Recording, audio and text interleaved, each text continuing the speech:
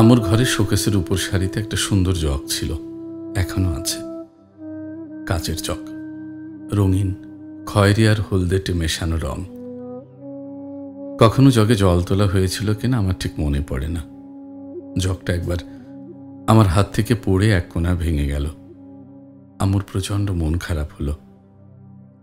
আম্মু সেই ভাঙা জগটায় শোকেসে তুলে রাখল। জগটা আহামরি অমূল্য কিছু তো না, তবুও রাখল। জগটার দিকে তাকালে আমার মাঝে মাঝে কষ্ট হয়, বুকের তলায় ভারী হয়। আমার অন্য মনস্কতায় আম্মুর প্রিয় জিনিসটা ভেঙেছে, তবুও আম্মু তার শোকেসে তুলে রেখেছে। আম্মু যদি জানতো প্রিয় মানুষের অন্য মনস্কতায় আমি কতবার ভেঙেছি, তাহলে না জানি আম্মু আমায় কোথায় তুলে রাখত। হয়তো আম্মু তার পেটের দরজা খুলে এই মানুষের পৃথিবীতে নামাতেই দিত না।